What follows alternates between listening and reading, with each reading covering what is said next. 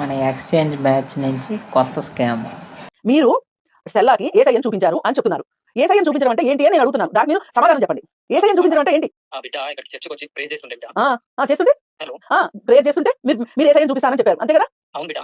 మరి ఏసయ్యని చూపించారా లేదా అని అడుగుతున్నా. చూపించిన బిడ్డ. ఆ స్టెల్లాకి మతి స్థితం సరిగ్గా లేనందువల్ల మళ్ళీ ఒకసారి పంపించండి చర్చికి. ఈ పరలోకం ఈ యేసు దర్శనం చేసుకుంటది. ఒక్క నిమిషం ఆగండి. మీ దగ్గరికి స్టెల్లా కాదు పోలీసులు పంపిస్తాను. మాకు మొత్తం మీ నాటకం అంతా తెలిసిపోయింది. ఇప్పుడు ఆ అమ్మాయి 4 నెలల గర్భవతి.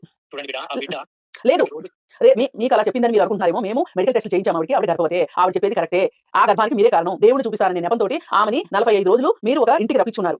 నగ్నంగా కూర్చుని మనం పూజలు చేస్తే మనకు ఏసై కనిపిస్తాడు ప్రార్థన చేస్తే అని చెప్పి మీరు చెప్పి ఆ అమ్మాయిని మీరు ఏం చేశారో మీకు తెలుసు, మాకు అర్థమైంది. కానీ బాగా దేవుడు పిచ్చి ముదిరిపోయి ఆమెకు అర్థం కావట్లేదు మీరు ఏం చేశారు. కానీ మీకు తెలుసు, మీరు కావాలనే చేశారు. మీరు ఏం చేస్తే గర్భం వచ్చిందో మాకు కూడా తెలుసు. అందుకని మీరు ఇంకా కట్టుకథలు చెప్పడం ఆపేసేసి ఆవిడ ఎందుకు ఫోన్ చేస్తే బూతులు తిడుతున్నారంట? లేదు బిడ్డ, తను రావడం లేదు మన చర్చికి. కాదు, మీరు రావద్దన్నారంట, మీరు రానివని చెప్పారంట.